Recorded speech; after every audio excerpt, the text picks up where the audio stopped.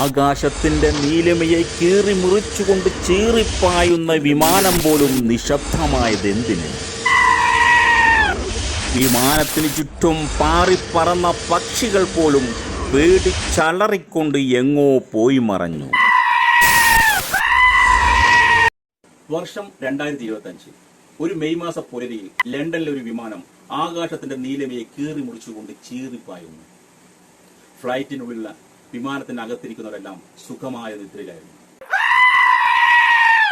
പെട്ടെന്നാണ് ഒരാൾ എഴുന്നേറ്റ് ആക്രോശിച്ചുകൊണ്ട് ഇങ്ങനെ പറഞ്ഞത്. അയാൾ എന്താ പറഞ്ഞതെന്ന് നമുക്ക് നോക്കാം.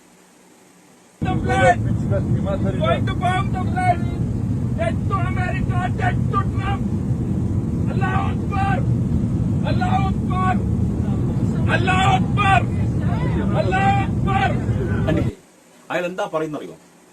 ഈ വിമാനം ഞാൻ ബോംബിട്ട് തകർക്കും, ട്രംപിനെ ഞാൻ കൊല്ലും, അമേരിക്കയെ ഞാൻ തകർക്കും, അല്ലാഹു അക്ബർ എന്നൊക്കെയാണ് ഇയാൾ വിളിച്ചു പറയുന്നത്. ജനങ്ങളെ പേടിച്ചു പോയി. എന്താണ് ഈ നടക്കുന്നത്? എന്താണിത്? ഈ വിമാനത്തിനകത്തേക്ക് ഒരു തീവ്രവാദി കയറിയിരിക്കുന്നു.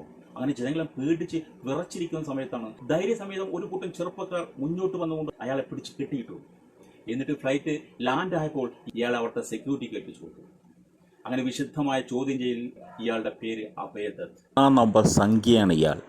ഇയാളോട് ചോദിച്ചു, എന്തിനാണ് താങ്കൾ മുസ്ലിമിന്റെ പേര് പറഞ്ഞുകൊണ്ട് ഇങ്ങനെ ഒരു സംഭവം ക്രിയേറ്റ് ചെയ്തത് എന്ന് ചോദിച്ചപ്പോൾ അയാൾ പറഞ്ഞത്, മുസ്ലിമിനോട് എനിക്ക് അടങ്ങാത്ത വെറുപ്പാണ്, മുസ്ലിം മതത്തോട് എനിക്ക് അടങ്ങാത്ത വെറുപ്പാണ്, അവരെ നശിപ്പിക്കുന്നതിന് വേണ്ടി മാത്രമാണ് അമേരിക്കയിൽ ട്രംപിനെ കുറിച്ചും അമേരിക്കയെക്കുറിച്ചും ഇങ്ങനെ ഞാൻ പറഞ്ഞത്.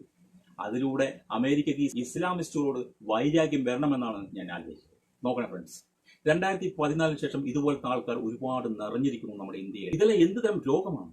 ഈ രോഗത്തിന് ഒരു മരുന്നേ ഉള്ളൂ, വെടിവെച്ച് കൊല്ലുകമാരെ. ഇവന്മാരാണ് യഥാർത്ഥ തീവ്രവാദം.